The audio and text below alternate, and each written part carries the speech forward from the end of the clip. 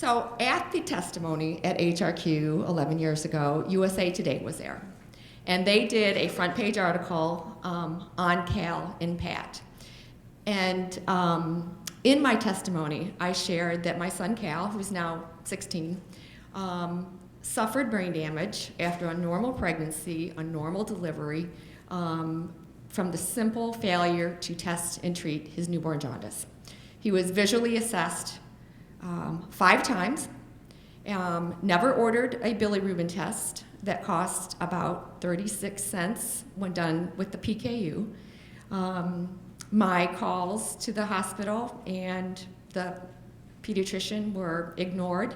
I was assured that I was an over-concerned first-time mom. My husband and I watched Cal suffer brain damage in the hospital when he was readmitted. For those of you who are care providers, his bilirubin was 34.6, which meant nothing to me, but it was shared with us. It was the highest bilirubin that hospital had ever seen. A resident was involved in Cal's care. He was at the end of his shift. He documented the wrong blood type for Cal erroneously. He didn't understand how to read the birthing chart.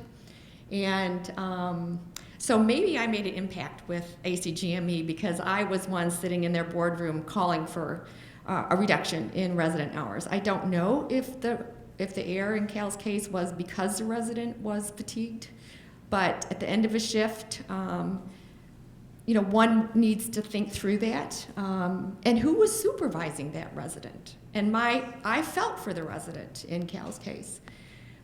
So Cal now is 16. He has significant cerebral palsy. He can walk with a walker. His speech is very impaired. He's hearing impaired. Very bright.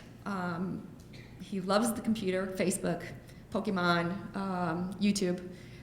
Aspires to be a movie maker, but he's trapped in a body that simply doesn't work. And he has gone through this journey, he and other kids with kernicterus with me. I also testified about Pat, my late husband, who, when Cal was 4, I had a daughter, Mackenzie, who was 2, and Pat was diagnosed with a tumor at the base of his skull. We sought out, we thought we were proactive, informed consumers. We sought out the best the neurosurgeon in the nation. We went to Arizona, had the tumor removed. We were told it was benign. Go home, live our lives, and we did. And 6 months later, Pat's pain returned. We returned to the hospital. They did an MRI. The mass was the size of the surgeon's fist. They removed it immediately and shared that it was a sarcoma this time.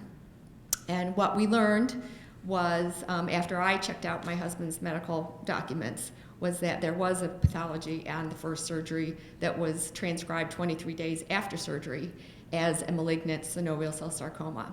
And that got filed without the doctor ever seeing it. So it was a tragic communication breakdown, a second error in a family that, I remember telling Pat when this happened, when I discovered the documents, that I remember his knees buckling, and I assured him that the physicians in the hospital was going to come in and share what had happened. We were discharged with absolutely no explanation of the medical error. So when talking about disclosure, we have to make progress in that area, despite the fact of the fear of litigation. I think patients expect, honestly, no matter what.